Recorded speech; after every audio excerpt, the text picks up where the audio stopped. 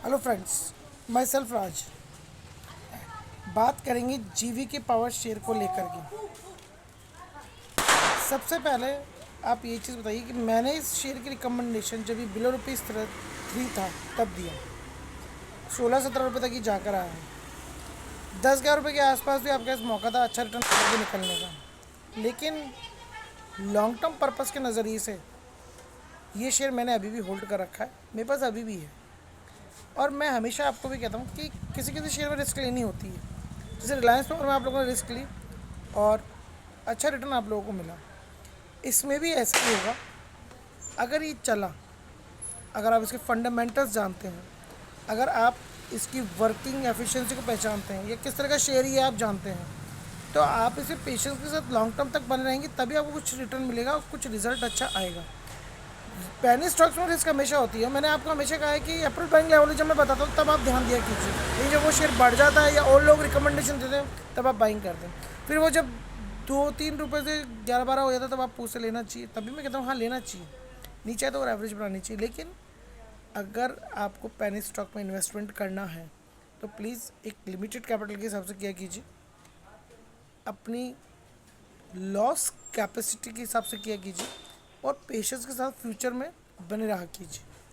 क्योंकि इस शेयर में मुझे अभी भी ऐसा लगता है, जो मेरी कीनाई वो ये कहती है कि भाई लॉन्ग टर्म में अच्छा रिजल्ट और अच्छा रिटर्न हमें हमारे इन्वेस्टमेंट पे देगा, और उसी के कारण मैं इस शेयर में बना हुआ हूँ और इसी के लिए मैंने आप लोगों को भी राय दी।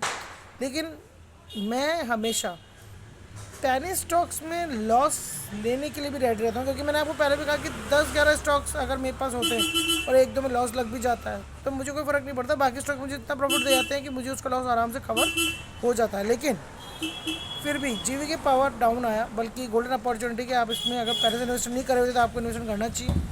और अगर आपने अपर लेवल पर लिया है तो पेशेंस के साथ बने रहें, क्योंकि अगर आपकी लॉस उठाने की क्षमता नहीं तो आप और ना खरीदें और एवरेज ना बनाएं। लेकिन अगर आपको लगता है कि आपके पास क्वांटिटी कम है और ये नीचे आया हुआ है तो आप इसमें एवरेज बना सकती है। पहले आपने इन्वेस्टमेंट नहीं किया तो आप इन्वेस्टमेंट कर सकते हैं, रिस्क ले सकते हैं, क्योंकि अगर ये फॉर फ्यूचर एक अच्छा शेयर बन के निकला तो ये बेहतरीन रिटर्न आपको आने वाले समय में स्विच लोन और रिलायंस पावर की जैसे देगा। तो फ्रेंड्स, जो भी बात थी मैंने क्लियर बताई, कोई घुमा फिरा की बात नहीं करी मैंने। और पेशेंस के साथ बने रहने में ही फ़ायदा रहता है छोटे शेयर्स में, क्योंकि छोटे शेयर जब रिटर्न देते हैं तो उम्दा रिटर्न देते हैं, लेकिन पेशेंस रखने वाले को देते हैं, और वो भी कुछ टाइम बाद। आपको रातों रात हर एक शेयर में इन्वेस्टमेंट पे रिटर्न लेने की आदत को भूलना होगा और पेशेंस के साथ थोड़ा थोड़ा इन्वेस्टमेंट करते हुए अपना एक पोर्टफोलियो बनाना होगा, जिसमें 40-50 हज़ार रुपये के हिसाब से आपके पास कुछ छोटे छोटे शेयर्स हो, जो कि कोई ना कोई बड़ा होता रहेगा, और फिर यही पोर्टफोलियो आपको 50 हज़ार से 2-3 लाख रुपये हो जाएगा। फिर आपको इन्वेस्टमेंट करने में मज़ा आएगा, लेकिन थोड़ा टाइम तक आपको पेशेंस रखना होगा। तो फ्रेंड्स, पेशेंस के साथ मैं बना हुआ हूँ, आप भी पेशेंस के साथ बने रहें। और मैंने आपको कई बार कहा कि खबर तो खबर होती है, मैं खबरों के हिसाब से शेयर में इन्वेस्टमेंट नहीं करता, ना शेयर को बेचता हूँ।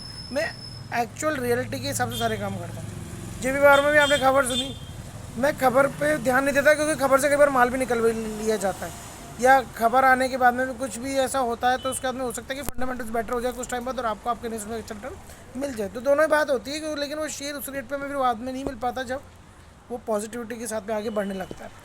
तब हमें लगता है कि काश हम इन्वेस्टमेंट करके बन रहते, घाटा होता तो हो जाता, लेकिन कम से कम अच्छा मुनाफा भी देखने को मिलता। तो यही सोच के साथ में आप मेरी वीडियोज़ देखा कीजिए और अपनी जो कैपेसिटी है, कैपेबिलिटी है, जो भी चीज़ मैं बताता हूँ उनको आप ध्यान में रख करके ही सारे काम किया कीजिए। और अगर इन्वेस्टमेंट कर देते हैं तो सोचा मत कीजिए बार बार। मैंने आपको पहले भी कहा कि आप पेशेंस लूज़ ना करें कभी। बन रहे मेरे चैनल पे मेरे साथ। Thanks for watching, have a nice time.